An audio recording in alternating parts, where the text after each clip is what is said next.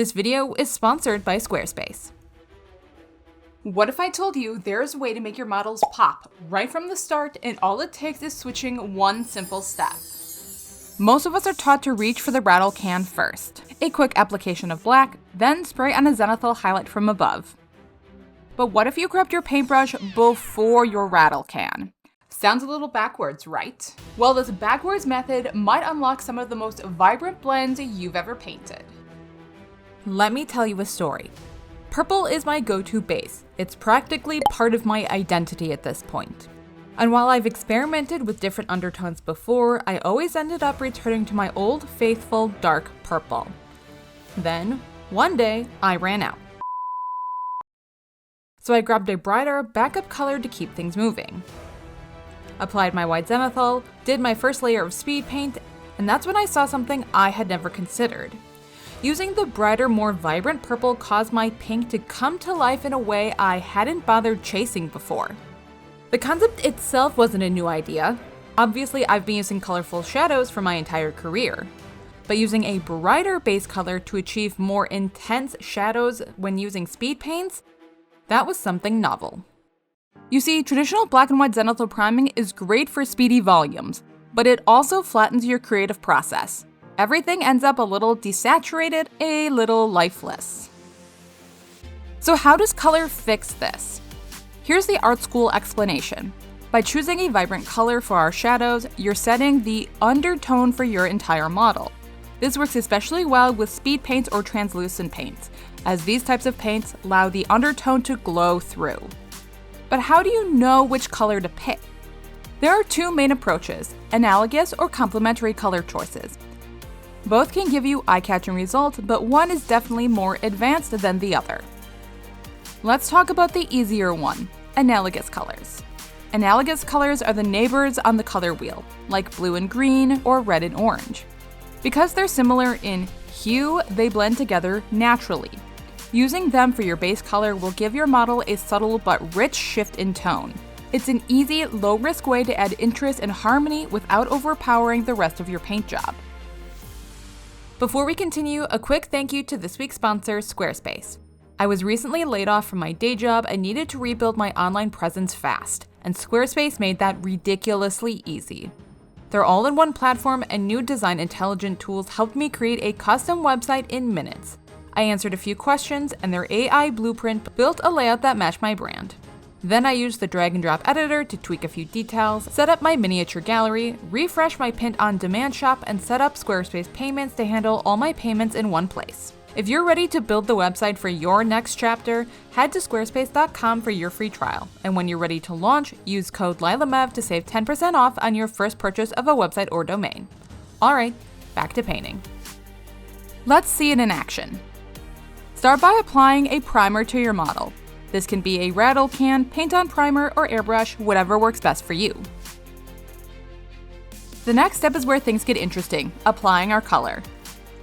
If you want to have maximum customization and you're only painting a few models, then painting on your base color with a paintbrush is the perfect choice. Brush application gives you every color of the rainbow. You can even paint different sections, different colors to create a variety of vibrant colors across your model. But if you have a need for speed or plan to paint a lot of models in the same color, then a rattle can will be a better choice. Let's go deeper into how to actually choose your color. For this example, I'm starting with a rich mid-tone red. The goal here is to keep the color dark enough to support strong shadows, but still vibrant enough to shine through the zenithal layer. If you go too dark, say a deep maroon, then once we apply our speed paint, it'll look just like a black zenithal anyway. Once you've chosen your mid-tone color, it's time to apply your white zenithal. For ease and speed, the top suggestion is a rattle can. Unfortunately, I forgot about daylight savings, and by the time I was ready to film, it was too dark to film my footage. So instead, I decided to give you a quick example of what painting with a bent needle looks like while airbrushing. And definitely not because I haven't ordered a new needle yet. Notice all these beautiful speckle patterns? Yeah, that means I need to replace it. But let's talk recipes.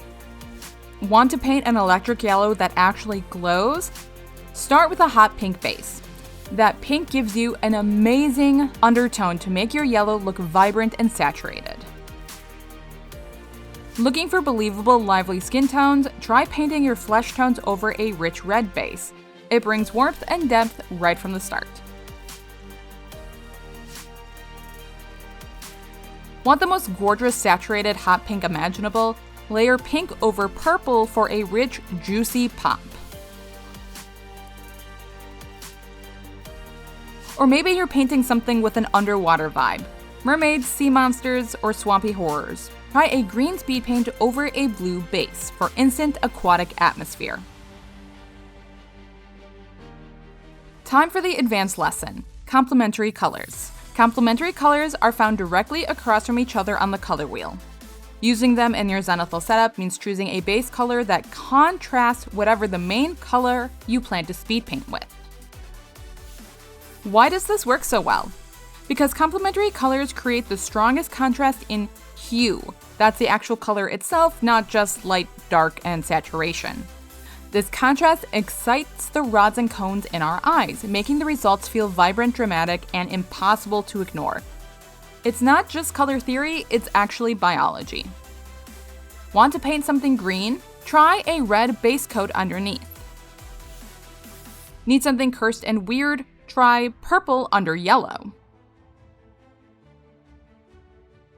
Going for synthwave? Try a hot pink base with cyan over top. But complementary combos are high risk. Because this contrast is so strong, it can easily overpower or clash if you're not careful, so I recommend testing first. Just swipe your base color on a piece of paper, let it dry, then layer your speed paint over top. As long as you're happy with how that overlapping section appears, then you're ready to go. Once you've applied your base coat and speed paints, it's time to move on to the rest of the model. You can absolutely continue painting like you would any other model.